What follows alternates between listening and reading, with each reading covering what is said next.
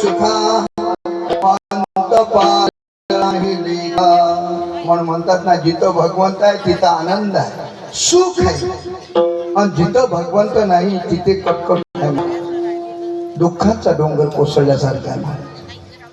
वसुदेवजी निघाले, मथुरेमध्ये आले, बंदिश शाळेमध्ये प्रवेश केला. दार खिडक्या धडाधड बंद झाल्या. टोपली खाली ठेवली, टोपलीतून त्या मायेला उचललं, देवकीच्या मांडीवर ठेवलं. एवढंच नव्हे, हातापायात बेड्या येऊन पडल्या वसुदेवाच्या.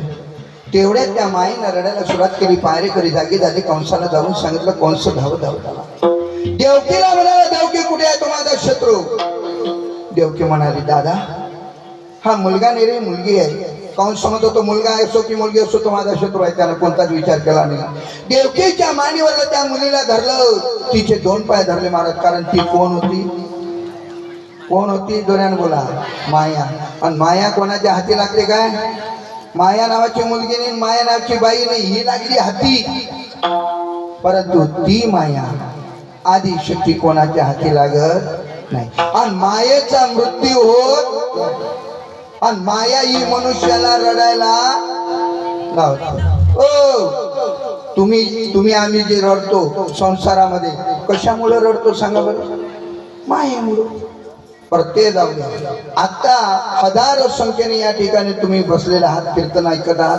आता जर तुम्हाला फोन कधी आला, हॅलो बाप्पा गेले, तुम्ही कीर्तन ऐकल्यानंतर दान काय इथं सुरू करा.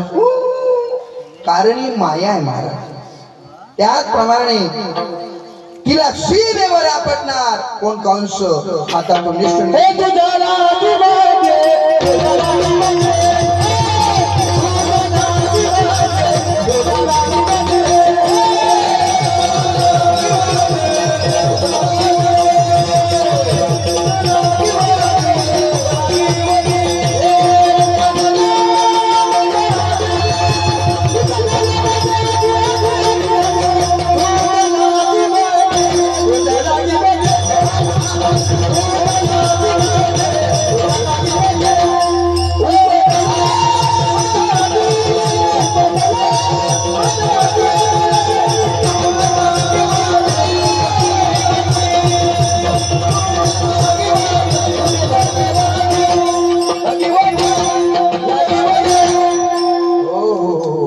मॉडेल आहे हो. जसं एखादी गाडी असते, गाडीतले पार्ट समजते ना, हे होय गाडी, हे होय गाडीतले पार्ट. ओरिजिनल 24 कॅरेटचे टाळ्यावर. असे जर कधी असले गाणी ओरिजिनल पार्ट, गाडी चालवायला एवढा आनंद येते. आणि ते कधी गेलेले असले, देवाची दाजी उभा थंड हातपाय गिरून जाते महाराज. म्हणून कीर्तन करा, सुरासारखं करा. विठ्ठल विठ्ठल.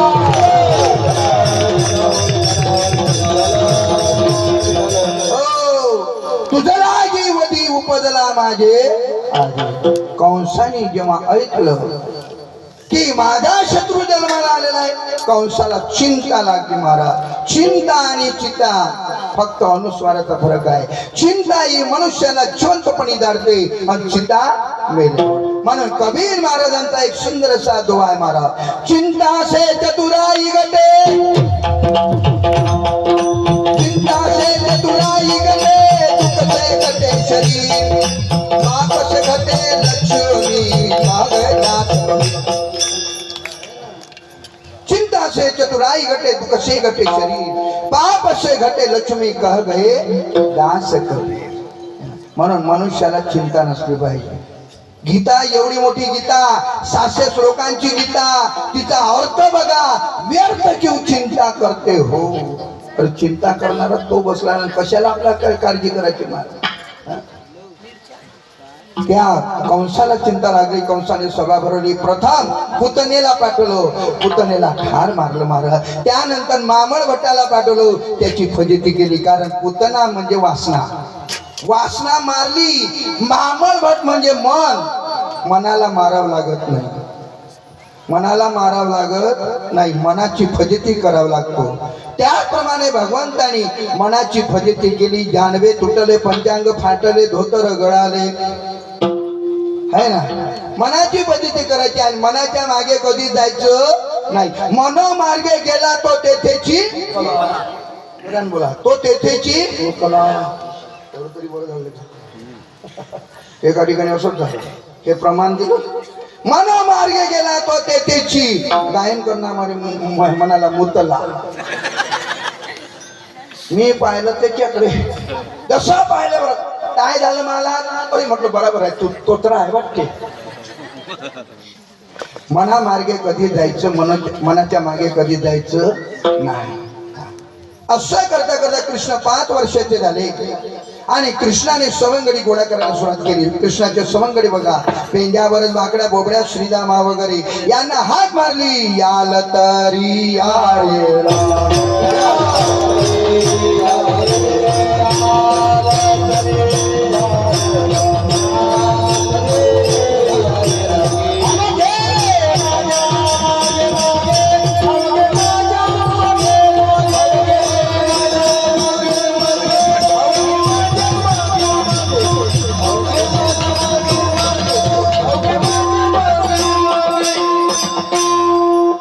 एवढं घाबरलं हो, तर ताईने ते दोरी काढली, मला फाशी देते. नाही नाही, अरे माझी गोष्ट ना. नाही नाही, एका ठिकाणी असंच झालं. आता माझं शरीर म्हणजे ग्रासलेलं आहे रोगी. 27 वर्ष झाले, एकच किडनी होता.